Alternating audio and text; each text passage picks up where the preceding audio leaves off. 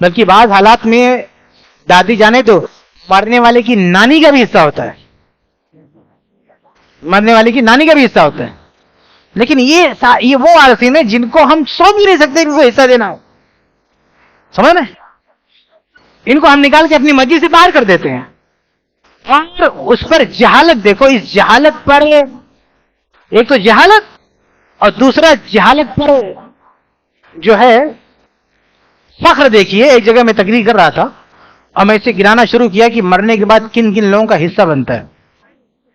ہم نے کہا کہ بھئی مرنے والے کی بیٹی اس کا بھی حصہ بنتا ہے، اس کی بیوی زندہ اس کا بھی حصہ بنتا ہے، اس کی ماں زندہ اس کا بھی حصہ بنتا ہے، ماں نہیں ہے اگر دادی ہے تو اس کا بھی حصہ بنتا ہے، مرنے والے کی ماں نہیں ہے اس کی نانی اس کا بھی حصہ بنتا ہے. تو ایک آدمی ایسے کھڑا ہو گیا، ممبئی میں ایسے کھڑا ہو گیا، قریر کے درمیان کھڑا ہو گیا غصے میں. کہو مولوی صاحب یہ بیچارہ کس کس کو حصہ دے گا؟ بچے گا کیا اس کے پاس؟ ارے اپنی بہن کو دے تو تھوڑا بہت سمجھ آتا ہے. اب آپ کہہ رہے ہو بیوی کو بھی دے دے، ماں کو بھی دے دے، مرنے والے کی نانی، سب کو بانٹ دے گا، اس کے بعد بچے گا کیا؟ کس کو دے گا بیچارہ؟ ہم نے کہا کسی کو نہیں دے گا. وہ تم سے مانگ کون رہا ہے؟ یہ جو لوگ لے رہے ہیں وہ تمہارے مال میں سے نہیں لے رہے ہیں. اگر تمہاری بہن لے رہی ہے تو یہ تمہارے حصے میں سے تھوڑی لے رہی، وہ اپنے باپ کے مال میں سے لے رہی ہے. تم کو کون مغل دینے کے لیے؟ تم ایک چونی مت دو، کٹی کھا رہا ہے تم سے، اپنا حصہ لو کلٹی کھاؤ. یہ جو لوگ لے رہے ہیں وہ اپنے مورث کے مال سے لے رہے ہیں، تمہارے مال سے نہیں لے رہے ہیں. لیکن یہ جہالت ہے، ہمارے سماج کی جہالت ہے. ان کو بتاؤ کہ بہن کا حصہ ہے، مرنے والے کی ماں کا حصہ ہے، بیوی کا حصہ ہے، یہ سمجھتے ہیں کہ ہماری جیب سے جا رہا ہے. تمہاری جیب سے کہاں جا رہا ہے؟ تمہارا جتنا حصہ اتنا لو، زبان بند رکھو، باقی دوسروں لوگوں کا حصہ ہے. یہ تو اسلامی حکومت ہے، ڈنڈے پڑتے. یہ جو بدماشی ہے نا، یہ جو بڑھ چڑھ کے آدمی بات کرتا ہے نہیں دوں گا نہیں دوں گا، یہ نان مسلم فیملی لا چلنے کی وجہ سے ہے. اسلامک لا میں آپ رہو گے تو اچھے سے آپ کی پٹائی ہو جائے گی.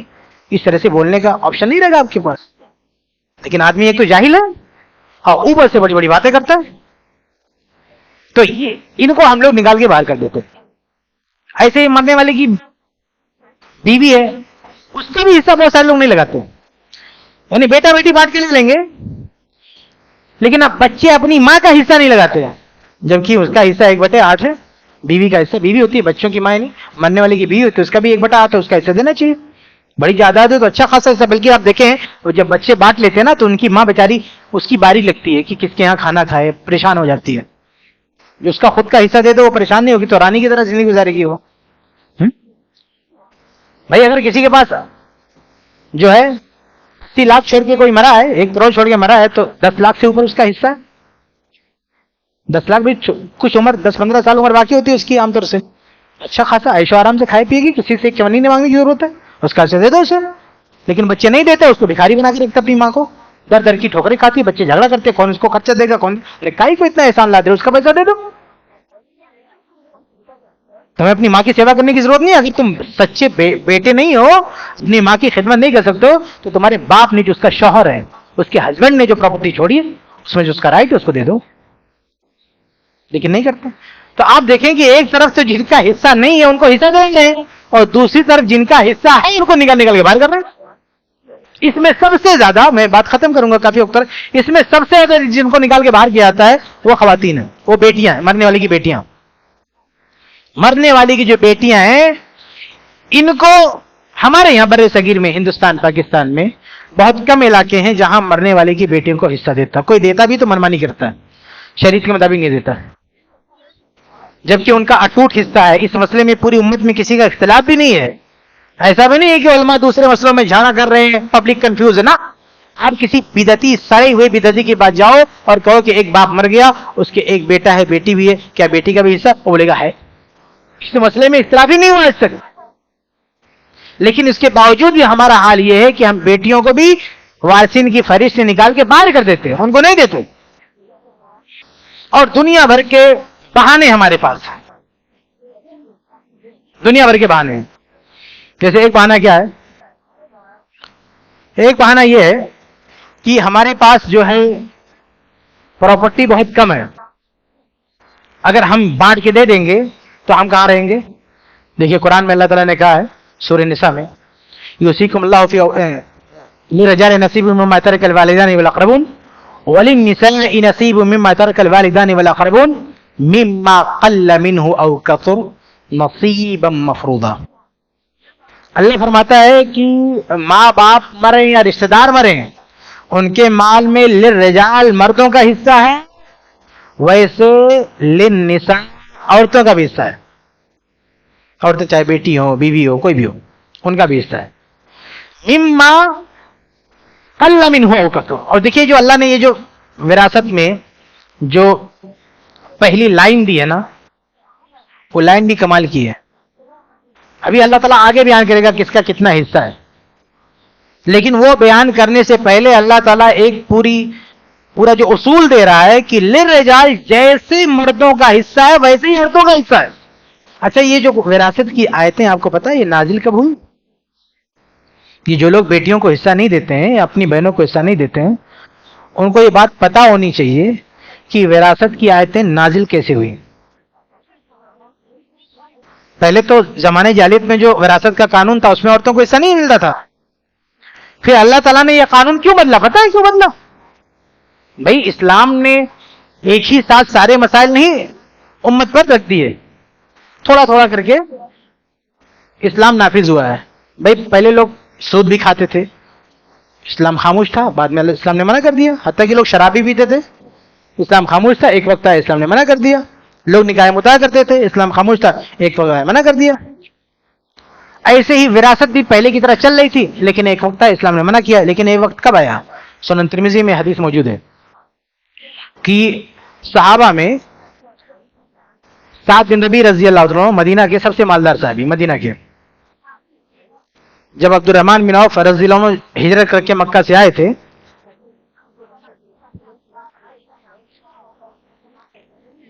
جو بعد میں سب سے مالدار صحابی ہوئے عبد الرحمن بن عوف، تو جب مدینہ آئے تھے تو مالدار نہیں تھے عبد الرحمن بن عوف، کچھ نہیں تھا ان کے پاس. تو اس وقت مدینہ کے سب سے مالدار تھے سعد بن ربیع. عبد الرحمن بن عوف مکہ کے بڑے مالدار آدمی تھے لیکن ہجرت کر کے آئے تو سب چھوڑ کے آ گئے تھے، سب کچھ ختم ہو گیا تھا.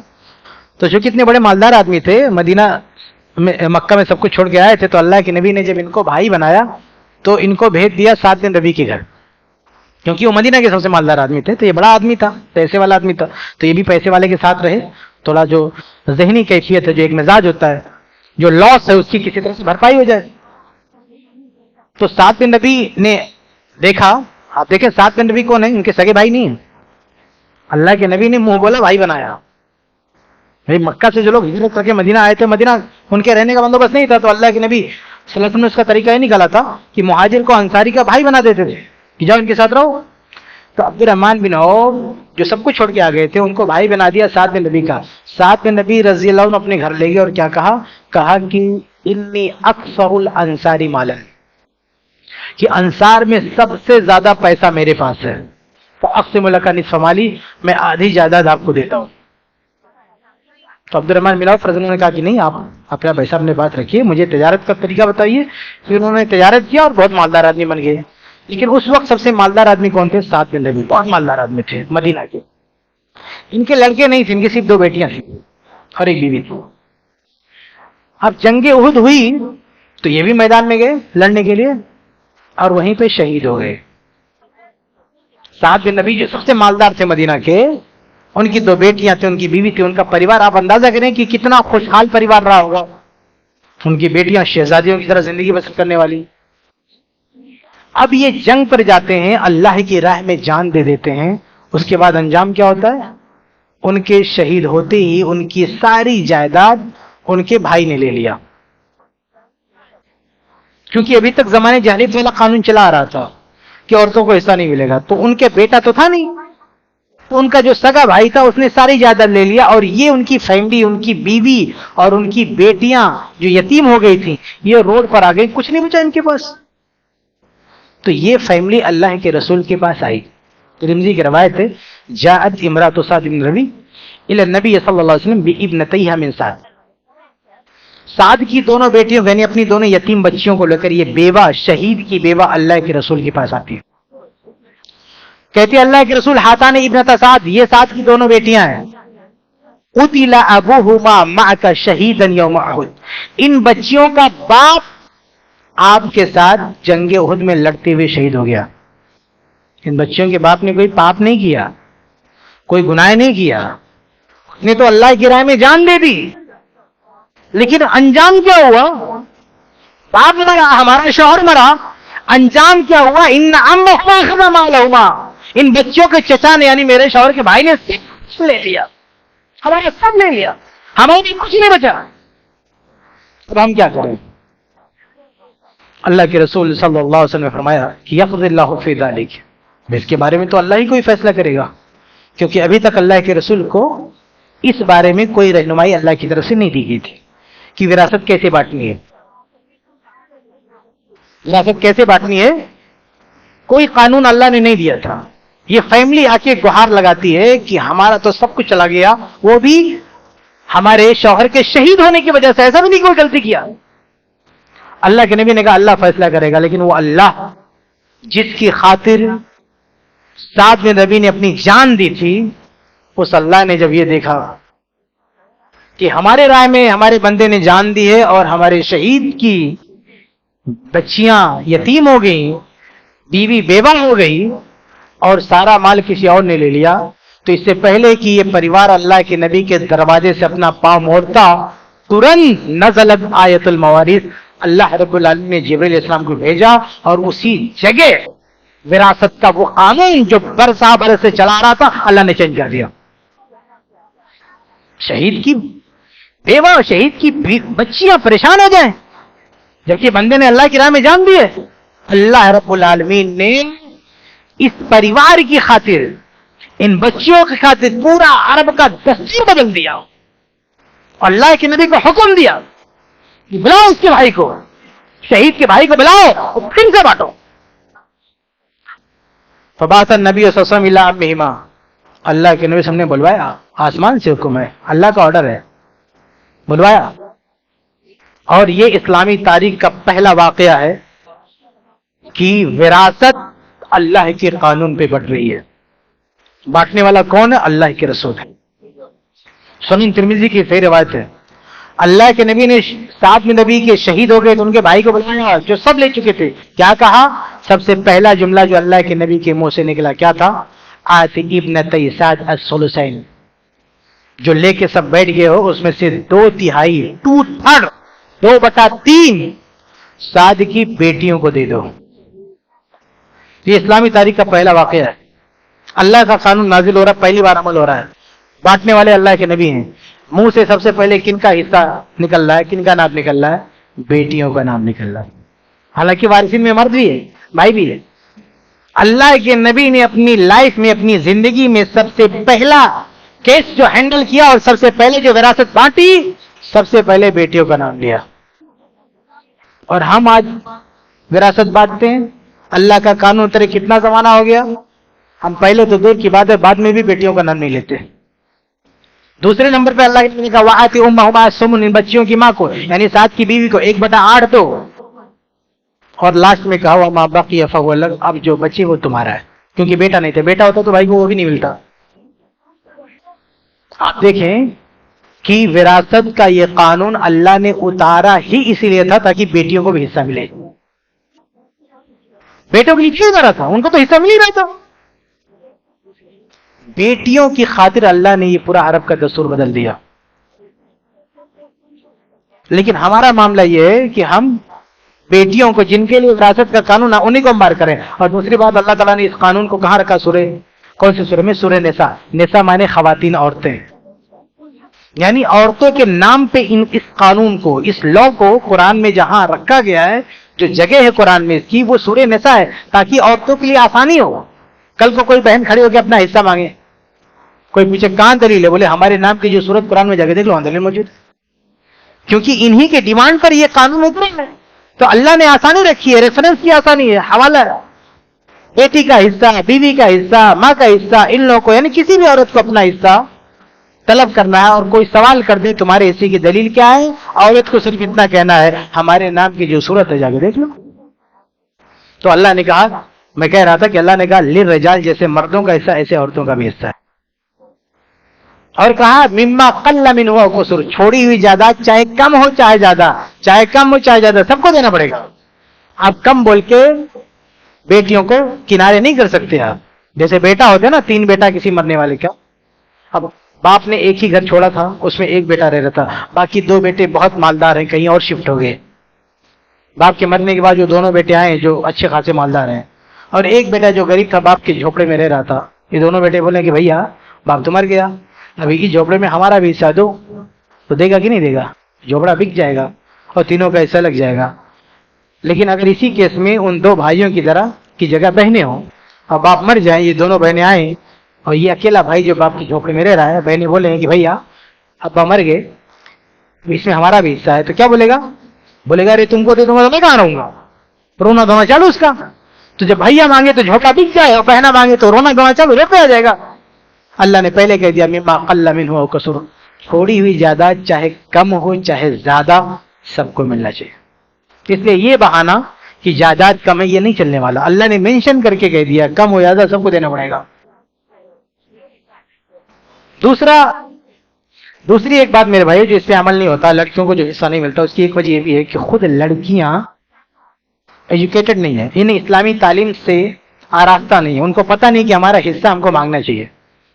जबकि सलफ की खवातीन के बारे में आप देखें तो सलफ की खवातीन ने अपना हिस्सा बढ़ चढ़ के अदालतों में जाके मांगा है, अपना हिस्सा कभी छोड़ा नहीं। आज भाई लोग बहाना क्या करते हैं, हमारे आपा ने माफ कर दिया, आपा ने छोड़ दिया। हालांकि वो छोड़ते उठते नहीं, मजबूर होती हैं, लेकिन इन औरतों की भी जिम्मेदारी है कि वो छोड़े नहीं अपना हिस्सा, बल्कि लड़ झगड़ के अपना हिस्सा लेना चाहिए। क्योंकि अल्लाह के नबी के दौर में, सहाबा के दौर में ऐसा ही हुआ है। नबी के दौर का वाकया देखें आप कि सहाबी शहीद होते हैं और अभी कानून भी नहीं है, ये फैमिली कानून बनवा के अपना हिस्सा लेती है। आज तो कानून बन चुका है, हाथों कानून बन चुका है। अबू बकर सिद्दीक रजी अल्लाह तआला के दौर में सुनन नबी दाऊद की हसन रिवायत है कि विरासत तकसीम हो गई। तकसीम होने के बाद एक नानी आती है और कहती है कि मुझे हिस्सा नहीं मिला। अबू बकर सिद्दीक खलीफे अव्वल फरमाते हैं कि नानी अम्मा तुम्हारा हिस्सा न कुरान में है और न किसी ऐसी हदीस में जो मुझे मालूम हो, तुमको कहां से थे? लेकिन रुको, सहाबा से मशवरा करते हैं, अगर तुम्हारा हिस्सा मिल गया तो दे देंगे। सहाबा से मशवरा किया, 2 सहाबा ने गवाही दी, अल्लाह के रसूल ने मरने वाले की माँ की आदमी मौजूदगी में नानी के होती हुई 1/6 दिया है। वो प्रॉपर्टी दोबारा बांटी जाती है और नानी को 1/6 दिया जाता है। उसी हदीस में आगे है कि दूसरे खलीफा उमर फारूक रजी अल्लाह तआला अन्हु के दौर में एक दादी आती है, उसका पोता मरता है। दादी कहती है सबने हिस्सा ले लिया, मेरा हिस्सा। उमर फारूक रजी अल्लाह फरमाते हैं कि दादी अम्मा तुम्हारा हिस्सा कहाँ है? न कुरान में न हदीस में, हमसे पहले एक केस आया था, वो तो नानी थी, तो दादी हो। लेकिन फिर भी उन्होंने इस्तिहाद किया, साहबे किराम से बातचीत की, पता चला इनका भी 1/6 हिस्सा है। इनको 1/6 दादी को दिया आता है, माल दोबारा बढ़ता है, ये 1/6 लेके जाती है। उस्मान बिन अफ्फान जिलों के दौर में अब्दुर्रहमान बिन औफ जो सबसे मालदार साबित थे, जब उनका इंतकाल हुआ, उन्होंने इंतकाल के वक्त अपनी बीवी को तलाक दे दिया था। उनकी बीवी क्लेम करती है कि मेरा हिस्सा। अब्दुर्रहमान बिन औफ रज़ियल्लाहु के घर वाले कहते हैं कि तो तुम्हारी तो तलाक हो गई थी, तुम्हारा कोई हिस्सा नहीं है। बीवी ने कहा कि तलाक बीमारी की हालत में हुई थी, क्या हमारा हिस्सा रोकने के लिए हमको तलाक दे देंगे? वो अगर पहले तलाक दिए होते तो ठीक है, लेकिन वो मरने लगे तो हमको तलाक दे दिया था कि हिस्सा ना मिले। थोड़ा सा झगड़ा हो गया था मियां बीवी में, उसकी वजह से तलाक हुआ था। तो कहा झगड़े की वजह से तलाक दिया कि हमको हिस्सा ना मिले। उस्मान बिन अफ्फान के दरबार में उनके पास ये केस आता है और उस्मान बिन अफ्फान बहरहाल ये फैसला करते हैं कि इनको जो हिस्सा है वो दे दिया जाए। वो अपना हिस्सा लेकर आती हैं। बल्कि उस्मान बिन अफ्फान के दौर में एक दिलचस्प वाकया जिसे इमाम तबरानी ने अल-मुअज्जम में नकल किया है कि एक नॉन मुस्लिम फैमिली थी जिसमें से एक लड़का मुसलमान हो जाता है, बाकी पूरी फैमिली नॉन मुस्लिम है। उसके मुसलमान होने के बाद उसका भाई मरता है, जिसकी कोई औलाद नहीं है, कोई और वारिस नहीं है, तो उसके हिस्से में उसकी भाई बहनें से हिस्सा ले लेते हैं। ये मुसलमान भी जब पहुंचा हिस्सा लेने के लिए तो फैमिली क्या कहती है, वो तुम तो मुसलमान हो चुके, तुम्हारा कोई हिस्सा नहीं है। और सही बात है, सही हदीस है, ला यरिसुल मुस्लिमुल काफिर वलल काफिरुल मुस्लिम, अल्लाह के नबी का फरमान है कि ना मुसलमान काफिर के माल में वारिस होगा, ना काफिर मुसलमान के माल में वारिस होगा। तो ये बेचारा इसको लौटा देते, कुछ नहीं देते हैं। कुछ दिन के बाद क्या होता है कि ये आदमी अपने अब्बा को भी मुसलमान कर देता है, दावत और तबलीग करके। उसका बाप मुसलमान हो गया, पूरी फैमिली नॉन मुस्लिम है, बेटा तो पहले मुसलमान था, अब्बा भी मुसलमान हो गया। اب ابا کا انتقال ہوتا ہے تو یہ بیٹا شیر بن کے جا کے کھڑا ہو جاتا ہے, کہتا اب ساری جائیداد میری, تم سب کس کو یہاں. اس کی بہن کیا کہتی, کیسے تمہاری, ہماری کیوں نہیں؟ تو کہتا بہنا تم تو نان مسلم ہو, تم نے پہلے مجھے بھگا دیا تھا نا کہ میں مسلمان ہو گیا, اب ہماری باری ہے اور تم کو حصہ نہیں ملے گا. بہن کہتی ہے کیوں نہیں حصہ ملے گا؟ کہا اس لیے کہ تم مسلمان نہیں ہو. تو کہا اس میں کون سی بڑی بات ہے, میں ابھی اسلام قبول کرتی ہوں, اشہد ان لا الہ الا اللہ و اشہد ان محمد رسول اللہ. تو بھائی کہتا نہیں, یہ تو حصہ لینے کے لیے تم اسلام قبول کر رہی ہو. تو یہ بہن بھی عثمان بن عفان کے پاس پہنچ جاتی ہے کیس لے کے, کہا یہ میرا بھائی مجھے حصہ نہیں دے رہا, میں مسلمان ہو چکا ہوں. تو عثمان بن عفان رضی اللہ تعالیٰ عنہ تحقیق کرتے ہیں کہ اس مسئلے میں کیا کیا جائے. عمر رضی اللہ عنہ کا ایک فتویٰ ان کو ملتا ہے کہ بھائی پچھلی عدالتوں میں ایسا کوئی کیس آیا تو کیا فیصلہ ہوا, وہ چیک کرتے ہیں. پتا چلا کہ عمر رضی اللہ تعالیٰ عنہ نے اس کیس میں فیصلہ دیا ہے کہ ایک آدمی کے مرنے کے بعد اس کے پریوار میں سے کوئی آدمی وراثت کی تقسیم سے پہلے مسلمان ہوتا ہے تو اس کو حصہ ملے گا. ایک بار وراثت بڑھ گئی پھر کوئی مسلمان ہوگا تو حصہ نہیں ملے گا. لیکن اگر تقسیمی وراثت سے پہلے مسلمان ہوا ہے تو حصہ ملے گا. یہ بہن کہتی ہے کہ میں تقسیمی وراثت سے پہلے اسلام قبول کر رہی ہوں, اس لیے مجھے حصہ ملنا چاہیے. یہ لڑ جھگڑ کے اپنا حصہ لے کر آتی ہے. تو بھائی کیا کہتا ہے کہ شاہ جو ہے خاصمتنی فی المیراث الی عثمان بن عفان ذهبت بالاول وشارکتنی فی هذا, کہ پہلی دفعہ تو سب لے کے چلی گئی اور دوسری جگہ جب میرا بن رہا تھا, میری بار رہی, تو یہاں بھی حصے دار بن گئی. کچھ نہیں کر پایا بھائی, وہ اپنا حصہ لے کے گئی. تو یہ آپ دیکھیے سلف کی خواتین وہ اپنا حصہ نہیں چھوڑ رہی ہیں. بلکہ ایک آخری واقعہ بیان کرتا ہوں علی رضی اللہ عنہ کے دور کا. علی رضی اللہ تعالیٰ عنہ کے دور میں ایک بھائی کا انتقال ہوتا ہے. اس کی بیوی ہے, اس کی ماں ہے, اس کی 2 بیٹیاں ہیں, اس کے 12 بھائی ہیں اور 1 بہن ہے. اور اس کیس میں وراثت کی تقسیم اس وقت کے سب سے بڑے جج قاضی شرح نے کیا. فیصلہ کسی عام آدمی کا نہیں ہے. قاضی شرح سب سے بڑے جج تھے. پوری دنیا میں سب سے پہلے کورٹ بنوانے والے یہی ہیں. عمر فاروق عزیز سے انہوں نے کہا تھا پہلے قاضی لوگ کہاں فیصلہ کرتے تھے, لوگ اپنے گھر پہ فیصلہ کرتے تھے, کہیں بیٹھ کے چوراہے پہ فیصلہ کرتے تھے, مسجد میں بیٹھ کے فیصلہ کرتے تھے. تو قاضی شرح نے کہا نہیں, باقاعدہ ایک عدالت ہونی چاہیے جہاں فیصلہ ہو. تو انہوں نے عدالت سب سے پہلے پوری دنیا میں انہوں نے بنوائی تھی, یہ قاضی شرح. اور یہ فیصلے میں اتنے ماہر تھے کہ کسی بھی خلیفہ نے ان کو معزول نہیں کیا. عمر فاروق نے ان کو خلیفہ بنایا تھا, یہ ان کے دور میں خلیفہ بنے رہے. علی رضی اللہ عنہ کا دور آیا خلیفہ بنے رہے, حسن کا دور آیا خلیفہ بنے رہے, معاویہ کے دور جج بنے رہے, معاویہ کا دور آیا جج بنے رہے, یزید کا دور آیا جج بنے رہے. یہ 60 سال تک قاضی بنے رہے, کسی نے ان کو نہیں ہٹایا, تک کہ حجاج بن یوسف نے بھی نہیں ہٹایا. آخر میں جب ان کی عمر زیادہ ہوگی انہوں نے خود ریزائن کیا کہ اب میرے بس کی بات نہیں ہے. ان کا فیصلہ اتنا بہترین ہوتا تھا, کسی نے ان کے ساتھ کوئی چھڑکھڑی نہیں کیا. بہت بڑے, اتنا بڑا جج فیصلہ دے رہا وراثت کے مسئلے میں, اور مرنے والے نے بھائی نے 600 دینار چھوڑا تھا. دینار سونے کا سکہ, 600 دینار بہت زیادہ ہوتا ہے. تو جب 600 دینار قاضی شرح نے بانٹا تو بہن کو صرف 1 دینار ملا. 600 میں سے کتنا ملا بہن کو؟ 1. اب اس کو تسلی نہیں ہوئی, اس نے قاضی شرح جیسے جج کے فیصلے کو چیلنج کر دیا اور علی رضی اللہ تعالیٰ عنہ کے پاس گئی.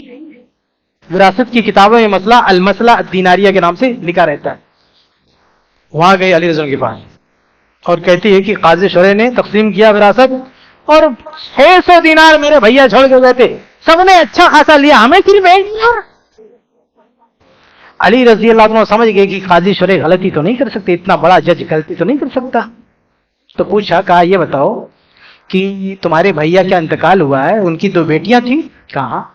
کہا بیوی بھی تھی, کہاں؟ ہاں. کہا اماں بھی ہے, کہاں؟ ہاں. کہا تمہارے 12 بھائی ہیں, کہاں؟ ہاں. کہا تم اکیلی بہن ہو, کہاں؟ ہاں. کہا تب قاضی شرح نے بالکل صحیح فیصلہ کیا ہے, لم یظلم کا شرح, شرح نے کوئی ظلم نہیں کیا ہے, چپ چاپ آپ چلی جاؤ. پھر اس کو سمجھایا, اصل میں اس کو سمجھ میں نہیں آ رہا تھا کیلکولیشن. اس مسئلے میں فیصلہ صحیح تھا.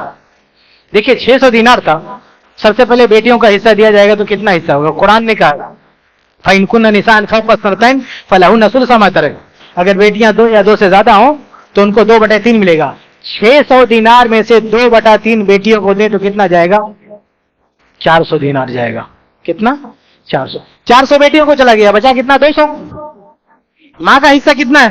قرآن نے کہا کہ وَلِأَبْوَيْهِ لِكُلِّ وَاحِدٍ مِّنْهُمَا السُّدُسُ مِمَّا تَرَكَ إِن كَانَ لَهُ وَلَدٌ, کہ اگر مرنے والے کی اولاد ہے تو ماں باپ میں سے ہر ایک کا 1/6 چھٹا حصہ ماں کو جانا چاہیے. 600 دینار میں سے چھٹا حصہ ماں کو دیں گے تو پورا 100 دینار ماں کو چلا جائے گا. بچا کتنا؟ 100. اب قرآن ہی نے کہا ہے کہ مرنے والے کی اگر اولاد ہے تو اس کی بیوی کا حصہ 1/8, وَلَهُنَّ الثُّمُنُ 1/8 ہے بیوی کی اگر اولاد ہے تو, یا اولاد ہے تو 8واں حصہ اگر بیوی کو دے دیں گے تو 600 کا 8واں 75 ہوتا ہے. تو 100 میں سے 75 چلا گیا بیوی کو, بچا کتنا؟ 25 دینار. اور 12 بھائی ہے اور ایک بہن ہے. بھائی بہنوں کو کیسے بٹے گا؟ سورہ نساء کی آخری آیت میں اللہ فرماتا ہے وَإِنْ كَانُوا إِخْوَةً رِجَالٌ وَنِسَاءٌ فَلِلذَّكَرِ مِثْلُ حَظِّ الْأُنثَيَيْنِ, اگر مرنے والے کے بھائی بہن ہو تو بھائی کو جو ملے گا بہن کے ڈبل ملے گا. تو 12 بھائی ہیں, 12 کا ڈبل کتنا ہوتا ہے؟ 24. 25 دینار تک 24 اٹھا کے 12 بھائیوں کو دے دیا, بچا کتنا؟ 1 دینار. یہ 1 دینار اٹھا کے اس کی بہن کو دیا. تو یہ سارے فیصلے قرآن کی آیت کے مطابق ہوتے ہیں, یہاں کسی حدیث کی ضرورت نہیں. ایک ایک وارث کے حصے پر ایک ایک آیت موجود ہے. قاضی سرے نے بالکل صحیح فیصلہ کیا, لیکن اس بہن کو تسلی نہیں ہو رہی تھی کہ 600 دینار, کوئی 400 لے رہا ہے, کوئی 100 لے رہا ہے, کوئی 75 لے رہا ہے, کوئی 2 لے رہا ہے, مجھے صرف کیلکولیشن نہیں آتا تھا اس کو. پھر بھی جا کے سب سے بڑی عدالت نے چیلنج کر دیا, حالانکہ اس کا کیس خارج کر دیا گیا. لیکن آپ اس میں سبق ہے عورتوں کے لیے نا, یہ وہ عورتیں ہیں جو کنفیوز تھیں, پھر بھی کوئی اپنا حصہ لے کے آ رہی ہے, کوئی کم سے کم مقدمہ کر رہی ہے. اور آج کی عورتوں کو کوئی کنفیوژن بھی نہیں ہے, قرآن میں واضح دلیل موجود ہے, پھر بھی اپنا حصہ نہیں مانگ رہی ہے. تو ان کی غلطی, اپنا حصہ مانگنا چاہیے, اپنا حصہ ان کو چھوڑنا نہیں چاہیے. اور میرے بھائیوں, تو بہنوں کی غلطی ہے, بھائیوں کی بھی غلطی کیا ہے؟ ان کی سب سے بڑی غلطی ہے کہ وہ سمجھتے ہیں کہ اگر ہم نے اپنی بہنوں کو نہیں دیا, بہنوں نے چھوڑ دیا اپنا حصہ, تو ہمارا ہو گیا. تمہارا نہیں ہو جائے گا بھائی. وہ جب تک بہنیں اپنا حصہ وصول کر کے باقاعدہ قانونی طور پر تمہارے حوالے نہ کرتے ہو, تمہارا نہیں ہوتا. اونرشپ جب تک ٹرانسفر نہیں ہوتی نا, اونر ہی رہتا ہے. یہ موبائل میرا, میں چھوڑ کے یہاں چلا جاؤں گا, کوئی قبضہ نہیں کر سکتا, میرا ہے, میں نے اونرشپ ٹرانسفر نہیں کیا ہے, میں نے کسی کو دیا نہیں, میں نے صرف چھوڑا. یا میرا کہیں پہ حق بنتا ہے, میں چھوڑ کے چلا گیا, نہیں چاہیے مجھ کو, پھر بھی وہ حق پہ کوئی اور نہیں, وہ میرا حق وہاں پہ برقرار رہے گا. تو یہ جو بہنیں کہتی ہیں نا کہ ہم کو نہیں چاہیے, ان کے اتنا کہہ دینے سے بھی بھائی کا نہیں ہو جائے گا. جو کہتے ہیں نا بہنوں نے معاف کر دیا, معاف کر دینے سے بھائی کا نہیں ہوگا, کیونکہ یہ لازمی حق ہے, یہ معاف کرنے سے معاف نہیں ہوتا ہے. صحیح بخاری کی ایک حدیث سناتا ہوں, پھر بعد میں ختم کرتا ہوں. صحیح بخاری کی حدیث جس سے آپ نے میرے خیال سے بار بار سنا ہوگا, کوئی نئی حدیث نہیں ہے. بارش کا موسم تھا, امام بخاری نے باب ادا حدیث الغار, 3 لوگ سفر پہ جا رہے تھے, تیز بارش ہوئی, ایک پہاڑ میں جا کے چھپ گئے غار میں, تو غار کے منہ پہ ایک پتھر آیا اور سب بند ہو گئے. تو سب لوگوں نے باہر نکلنے کے لیے اللہ سے دعا کی. تو اس میں سے ایک بندے نے کیا دعا کیا, پورا واقعہ نہیں بیان کروں گا, جو اصل جو لائن ہے وہ آپ کے سامنے رکھوں گا. تو ایک نے کہا کہ میرے پاس ایک مزدور کام کیا کرتا تھا, تو وہ اپنی مزدوری چھوڑ کے چلا گیا. ابن حجر رحمہ اللہ نے دوسری روایت نکل گئی شرح میں کہ اصل میں مالک سے اس نے جھگڑا ہو گیا تھا, تھوڑا سا انبن ہو گئی, تو وہ غصے میں چھوڑ کے چلا گیا. کہا ہم کو نہیں کیا, رکھ تیرے پیسہ ہم کو نہیں چاہیے. اس کا حصہ کچھ زیادہ بن رہا تھا اور کم دے رہا تھا. تو اس نے کہا کہ بھائی لینا ہمیں چاہیے تو پورا چاہیے, ورنہ ہمیں کچھ نہیں چاہیے. تو یہ بول کے چلا گیا وہ. اب کئی عرصے کے بعد یہ دوبارہ آتا ہے اپنے اس مالک کے پاس اور کہتا ہے کہ وہ جو مزدوری میں چھوڑ کے گیا تھا نا, مجھے واپس دے دو. اس واقعے کو کون بیان کر رہا ہے؟ اللہ کے رسول بیان کر رہے ہیں. کہا کہ مجھے واپس کر دو. اب اس مالک نے سمجھا کہ یہ آدمی صرف اپنی مزدوری لینے نہیں آیا, یہ تو پریشان حال معلوم ہوتا ہے, کیونکہ جو کئی سالوں تک اپنا پیسہ چھوڑ کے بیٹھا ہوا تھا, آج اگر مانگنے آیا اس کا مطلب یہ پرابلم ہے. ابھی میرا کسی کے پاس 100 روپیہ پڑا ہو اور میں 10 سال سے نہیں مانگ رہا ہوں, 10 سال سے بعد جاؤں کہ بھیا ذرا 100 روپیہ دیا تھا 10 سال پہلے دے دو, اس کا مطلب مجھے صرف 100 روپیہ نہیں چاہیے, میں بہت پریشان ہوں. تو یہ جو مالک تھا وہ سمجھ گیا کہ یہ بڑا پریشان ہے, تو اس نے اس کی مدد کا خوبصورت بہانہ بنایا. کیا کہا کہ یہ جو پیسہ چھوڑ کے گئے تھے نا, اس کو میں نے انویسٹ کر دیا, اور یہ سب بھیڑ بکریاں گائے وغیرہ جو ہے نا سب ہانک کے لے جاؤ, تمہارا ہے. تو بخاری کے الفاظ وہ خود کہتا ہے تستہزئوا بی، آپ مذاق کر رہے ہیں؟ ارے بھائی چھوٹے موٹے جو اجرت ہے وہ دے دو. کہا نہیں مذاق نہیں ہے بھائی، سب تمہارا لے کے جاؤ. وہ لے کے چلا گیا.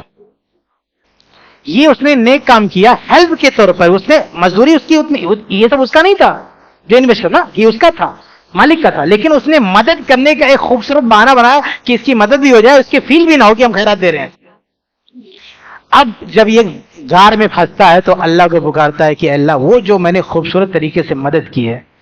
الفاظ کے ابن حجر نے الفاظ نقل کیے دوسرے طریقے میں کہ وَلَوْ شِئْتُ لَمْ أُؤْتِهِ إِلَّا الْأَوَّلِ، اے اللہ اگر میں چاہتا تو اس کی جو مزدوری بنتی تھی اتنا ہی دیتا، زیادہ دینے کی ضرورت نہیں تھی، لیکن اے اللہ میں نے اس کی مدد کرنے کے لیے سب کو دے دیا. اگر یہ تجھے خوش کرنے کے لیے میں نے کیا ہے، یہ چٹان کھسکاتے چٹان کھسک جاتی ہے. اس واقعے کو کون بیان کیا؟ نبی صلی اللہ علیہ وسلم نے اس واقعے کو بیان کرتے ہوئے نہیں کہا کہ جب چھوڑ دیا تھا، معاف کر دیا تھا، دوبارہ کیوں مانگنے آ گیا؟ نبی نے کہا نہیں کہا. اس واقعے سے پتہ چلتا ہے کہ اگر بہنیں بھی آپ کے پاس چھوڑ کے چلی گئی ہیں، وہ 10 سال کے بعد آگے کھڑی ہو جائیں، بھیا ہمارا دو دینا پڑے گا. سمجھ؟ یہ 3 غار والا واقعہ جو 10 بار آپ نے سن چکے، لیکن اس میں بہت سارے مسائل ہیں، حدیثوں سے مسئلے معلومات ہیں. تو یہ اسی لیے دیکھیے ایک کتاب ہے الموسوعہ الفقہیہ الکویتیہ، اس میں لکھا ہوا کہ اتفق الفقہاء ان العیان لا تسقط بالاسقاط انما تسقط بالنقل، کہ فقہا کا اس بات پر اتفاق ہے کہ جو آیان جو چیزیں ہیں اس کی وہ چھوڑ دینے سے نہیں چھوٹتی ہے، تو اس کو ٹرانسفر کرنا پڑتا ہے. اگر لیگل پورے طریقے سے بہن ٹرانسفر کر دے، پہلے ریسیو کر کے وصول کر کے ٹرانسفر کر دے بھائی کو تو ٹرانسفر ہے، لیکن ایسے کہتے بھیا رکھ لو ہم کو نہیں چاہیے، ہاں ہم نے معاف کر دیا، اس طرح سے معاف نہیں ہوتا ہے. سمجھ رہے؟ اس لیے پہلے اپنی بہنوں کو حصہ دے دو، بعد میں 2-3 سال کے بعد ان کا من بنتا ہے وہ دے رہی ہیں تو آپ لے سکتے ہیں، لیکن اگر دیے ہوئی معافی نہ بھی یہ سب ڈرامے کرو گے، اس سے تمہارا نہیں ہوتا ہے. وہ بہنوں کا رہتا ہے، وہ بہنیں جب چاہے مانگ سکتی ہیں، بہنوں کے مرنے کے بعد ان کے بیٹے آ کے کلیم کر سکتے ہیں، مانگ سکتے ہیں، آپ کو دینا پڑے گا. اس لیے اس خوش فہمی میں مت رہیں کہ انہوں نے معاف کر دیا تو ہمارا ہو گیا. نہیں، تمہارا نہیں ہو گیا، تم کو دینا پڑے گا، یہ تمہارا نہیں ہوتا معاف کرنے سے. سمجھ رہے ہیں؟ تو یہ غلط فہمی ہماری یہاں. اور یہ بہنیں بھی بلا وجہ یہ معافی کے چکر میں ان کو سوچنا چاہیے کہ تمہارا اگر 10 لاکھ حصہ بنتا ہے، تم کو دینا ہے بھائی کو نا، تو پہلے اپنا حصہ وصول لو. 10 لاکھ دینے کی ضرورت نہیں ہے. ارے 2 لاکھ بھی دے دو تو تمہارے بھیا بھابھی تمہارے قدموں میں پڑے رہیں گے. لیکن تم اپنا حصہ لیے بغیر کہتی ہو چھوڑ دیا نہیں چاہیے، تو تمہاری بھابھی تمہارے بھیا تمہارا احسان نہیں مانتے، سوچتے ہیں یہ ان کا حق ہے. لیکن بہنیں کیا کریں، 10 15 20 لاکھ جو بنتا ہے اس کو لے لیں. 2 سال کے بعد 10 15 لاکھ دینے کی ضرورت نہیں ہے، صرف 1 لاکھ دے دے بھیا بھابھی کو، یہ دونوں قدموں میں گرے رہیں گے. 10 لاکھ دینے کی کیا ضرورت ہے؟ بھیا بھابھی کا پیار چاہیے، پیار کے لیے 1 لاکھ روپیہ کافی ہے، لیکن صحیح طریقے سے دو آپ. لیکن یہ جو شروع میں آپ نے چھوڑ دیا، یہ 1 لاکھ نہیں، 10 لاکھ نہیں، 1 کروڑ بھی دے دو، تمہارا بھیا تمہارا بھابھی تمہارے کوئی احسان نہیں مانیں گے. اس لیے جو احسان نہ مانو اس پہ احسان نہیں کرنا چاہیے. احسان سب مانیں گے جب کلیم کر لو، اپنا حصہ لے لو، اپنے نام کر لو، بعد میں کچھ دے دو، خوش رہیں گے. اس لیے بہنوں کو بھی پیچھے نہیں رہنا چاہیے. اب میں بات ختم کرتا ہوں، کافی وقت ہو گیا. آخری بات جو ہو سکتی ہے وہ یہ کہ اگر یہ بہت ساری چیزیں ہیں، لیکن میں نے کچھ باتیں جتنی ہو سکتی تھی میں نے آپ کے سامنے رکھا، کافی وقت ہو گیا. آخر میں ہمیں یہ بھی جاننا بہت ضروری ہے کہ اگر ہم اسلامی تعلیمات پر عمل نہیں کریں گے، قرآن و حدیث کے مطابق وراثت پر نہیں چلیں گے، تو اس کا انجام کیا ہوگا؟ تو سورہ نساء میں جہاں اللہ تعالیٰ نے وراثت کے قوانین بتائیں، وہیں اللہ فرماتا ہے کہ تلک حدود اللہ، یہ اللہ اس کے رسول کے قوانین ہیں، یہ اللہ کے قوانین ہیں وراثت کے، یہ اللہ کی حدیں. جو ان پر عمل کرے گا وہ جنت میں جائے گا. وَمَن يَعْصِ اللَّهَ وَرَسُولَهُ وَيَتَعَدَّ حُدُودَهُ يُدْخِلْهُ نَارًا خَالِدًا فِيهَا. اللہ فرماتا ہے کہ جو اللہ کی حدود سے تجاوز کرے گا، ان قانون کو توڑے گا، يُدْخِلْهُ نَارًا، اللہ اسے جہنم میں ڈال دے گا، خالدًا فِيهَا، جہاں وہ ہمیشہ رہے گا. یہ بہت سخت تعبیر ہے کہ خودکشی کرنے والے کے لیے، ان جیسے لوگوں کے لیے تعبیر آتی ہے، کہ مشرک کے لیے تعبیر آتی ہے، لیکن وہ تو مخلد فی النار رہے گا. اس کے بارے میں اہل علم نے کہا ہے کہ اگر کفر نہیں کیا ہے تو مکھ سے طویل مراد ہے، خلد سے. لیکن یہ بات بہرحال قرآن کی یہ تعبیر ہے کہ نہ صرف جہنم میں رہے گا بلکہ وہ ہمیشہ رہے گا. یہ کوئی چھوٹی موٹی بات نہیں ہے، بہت بڑی بات ہے. اس لیے وراثت کا مسئلہ آپشنل نہیں ہے. یہ اللہ تعالیٰ نے وعید سنائی ہے کہ کسی کا آپ نے حق مال لیا وراثت میں تو آپ جہنمی ہو جاؤ گے. اللہ کے نبی صلی اللہ علیہ وسلم بے شمار حدیثیں، اسے سنانے کا وقت نہیں ہے، بس ایک حدیث سناتا ہوں. اللہ کے نبی، اس سے آپ اندازہ کریں کہ اللہ کے نبی صلی اللہ علیہ وسلم نے جو وراثت کے مسئلے میں ڈرایا لوگوں کو تو حال کیا ہوا. صحیح بخاری کا حدیث ہے نا کہ انکم تختصمون الیہ، تم لوگ اپنے جھگڑے میرے پاس لے کر آتے ہو سکتا ہے کوئی چرزبان ہو، لعل بعضکم ان یکون الحن ببعض الحن بحجتہ من اخیہ، ہو سکتا ہے تم میں سے کوئی اپنے بھائی سے زیادہ چرب زبان ہو تو اس کے باتوں میں آ کر میں اسے اس کے بھائی کا حصہ دے دوں. اگر میں نے ایسا دے دیا تو میں اسے آگ کا ٹکڑا دے رہا ہوں. یہ نہ سوچے کہ نبی نے دیا تو لے لے، میں کنفیوز ہو کے دے سکتا ہوں، لیکن تمہیں تو معلوم نا تمہارا نہیں ہے. تو دو بھائی اپنا مسئلہ لے کے نبی کے پاس آئے. یہ جملہ اللہ کے نبی نے کب کہا تھا؟ یہ دو بھائی مسئلہ لے کر آئے تھے اور مسند احمد میں ہے فی مواریث بینہما، یہ وراثت کا مسئلہ تھا. دو بھائی وراثت میں لڑ رہے تھے، اللہ کے نبی کے پاس آئے، کسی کے پاس کوئی دلیل نہیں، کوئی ثبوت نہیں، کوئی ایویڈنس نہیں. تو اللہ کے نبی صلی اللہ علیہ وسلم بھی پریشان تھے کہ کیسے فیصلہ کریں، کوئی ایویڈنس نہیں، کوئی دلیل نہیں. تو اللہ کے وسلم نے ڈرایا، آخرت کا خوف دلایا کہ دیکھو ہمیں نہیں پتا لیکن تمہیں تو پتا ہے نا کہ کس کا ہے، اس لیے اللہ سے ڈرو. اگر میں دے دوں گا تو یاد رکھنا کہ تمہارا نہیں ہوگا نا، جس کو دوں گا اس کا نہیں ہے. تو یہ نہ سوچنا نبی نے دے دیا تمہارا ہو گیا، یہ اللہ کے ہاں یہ آگ بنے گا. آگ آج بیٹا کیا سمجھتا ہے کہ کورٹ سے ہم نے لے لیا، ہمارے نام ٹرانسفر ہو گیا، ہمارا ہو گیا. یہاں اللہ کے نبی کرے گا میں دے دوں تو بھی تمہارا نہیں ہوگا اگر کسی اور کا اٹھا کے. تو ایک کورٹ کے دینے سے یا ٹرانسفر ہونے سے کیسے ہو جائے گا؟ تو اللہ کے نبی جب ڈرایا نا تو دونوں بھائی جو ابھی کہہ رہے تھے کہ ہمارا ہے، جب اللہ کے نبی نے ڈرایا تو دونوں کیا کرنے لگے؟ اللہ کے رسول ہمارا نہیں، اس کو دے دو. وہ کرے نہیں، اس کو دے دو. جب دونوں کو جہنم کا خوف پیدا ہوا دونوں کے دلوں میں تو اللہ کے نبی کے سامنے دونوں کہہ رہے ہیں کہ اللہ کے رسول ہمیں سے ہمیں نہیں چاہیے، اس کو دے دو. وہ کرے اس کو دے دو. تو اللہ کے نبی صلی اللہ علیہ وسلم نے مسئلہ کیسے حل کیا؟ کہا اذهبا فاقتسما ثم استهما، کیسا کرو یہ لے جاؤ اور پھر اس کا دو حصہ کر لو، پوری پراپرٹی کا دو حصہ کر لو، آدھا تم لے لو آدھا تم لے لو. اور دو حصہ کرنے کے بعد ایٹی ڈال لو، قرآن اندازی کر لو کہ ادھر کا حصہ کون لے گا ادھر کا حصہ کون لے گا. کیونکہ کبھی کبھی کیا ہوتا ہے دو حصہ کرنے کے بعد بھی جھگڑا ہوتا ہے، میں ادھر کروں گا میں ادھر کروں گا. تو اللہ کے نبی سب نے فرمایا کہ دو برابر برابر حصے کر لو، اس کے بعد قرآن اندازی کر لو کس کے حصے میں کیا آتا ہے، اس طرح سے جا کے مسئلے حل کر لو. تو یہ اللہ کے نبی صلی اللہ علیہ وسلم باقاعدہ خوف دلاتے تھے جو کسی کا حصہ لے لیتے تھے. اس لیے میرے بھائیو یہ کوئی چھوٹا موٹا مسئلہ نہیں ہے، یہ چھوٹی موٹی بات نہیں ہے. آخرت میں آپ کو اگر آپ نے اپنی بہن کا حصہ لے لیا ہے تو آخرت میں جب اللہ انصاف کرے گا آپ کو جہنم مل سکتی ہے، اور آپ کی نماز روزہ جو بھی عبادتیں سب اٹھا کے اللہ تعالیٰ آپ کی بہن کو دے دے گا. یہ بھی صحیح مسلم کی حدیث ہے کہ اللہ، بلکہ بخاری میں بھی ہے کہ اللہ تعالیٰ قیامت کے دن جب ظالم مظلوم کے بیچ میں فیصلہ کرے گا تو وہاں کوئی مال نہیں ہوگا کہ جرمانہ لگا، وہاں نیکیاں ہوں گی. تو مظلوم کا حق کیسے پورا کرے گا اللہ؟ ظالم کی نیکیاں چھین چھین کے مظلوم کو دے گا. اور اگر کوئی بدنصیب بھائی ایسا ہے جس کے پاس نیکیاں نہیں ہیں تو اللہ تعالیٰ انصاف ایسے کرے گا کہ مظلوم کے گناہ اس پر لاد دے گا، گناہ اس پر لاد دے گا. اس لیے میرے بھائی بہت بڑا گناہ ہے، اسے ہمیں سمجھنا چاہیے. صرف ہمیں نہیں، صرف بھائیوں کا نہیں، سماج کو سمجھنا چاہیے. سماج بھی آج ایسے لوگوں کو گنہگار نہیں مانتا ہے. یہ میرا موبائل ہے، اگر ایک کوئی چوری کرے اور میں دیکھ لوں چور کو، چلاؤں چار آدمی سامنے دیکھو میرا موبائل چوری کر رہا تھا، لوگ اس کو پیٹنے لگ جائیں گے، جبکہ 10-20 ہزار کا موبائل ہے. 10-20 ہزار کی موبائل چوری کرنے والا پیٹ جائے گا، یہ سماج اس کو پیٹ دے گا. لیکن اگر کوئی بہن کہے 10-20 ہزار نہیں، کہے کہ ہمارا بھائی 10-20 لاکھ لے چکا ہے، کوئی اس کو مارنے کے لیے نہیں آئے گا. یہ سماج اندھا گونگا بہرا بن چکا ہے.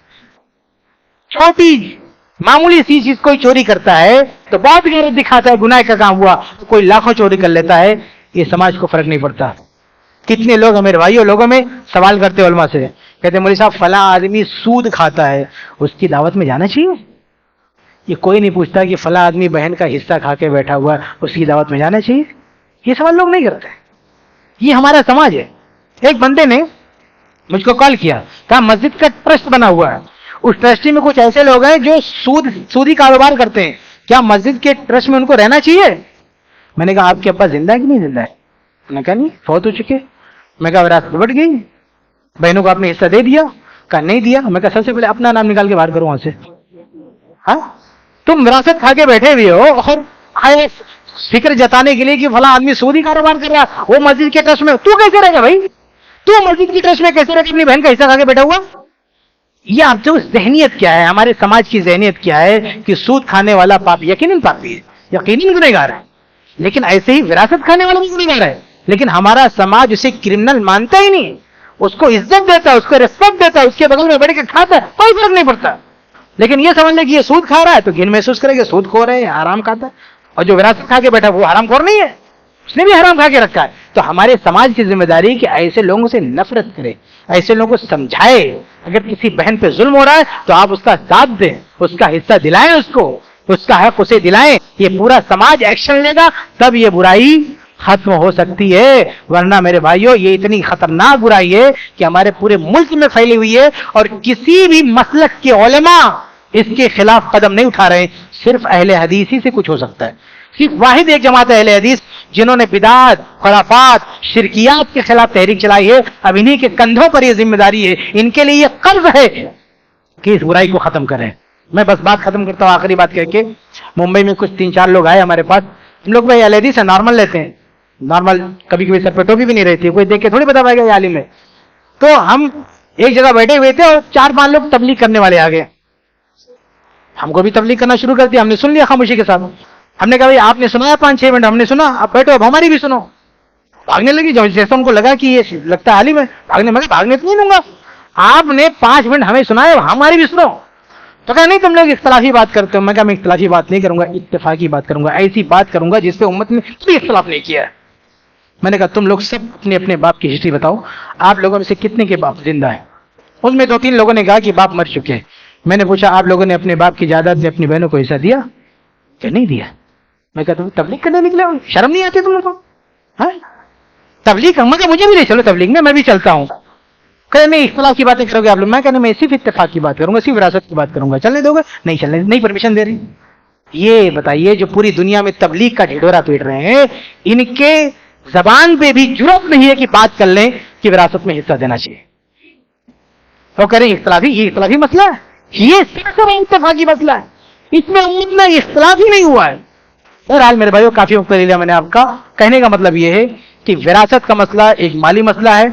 अल्लाह ताला ने उसे कुरान में पूरी तफसील के साथ इसलिए बयान किया ताकि इसमें मनमानी ना हो, ताकि इसमें बेईमानी ना हो, ताकि इसकी दलीलें सबके सामने हो।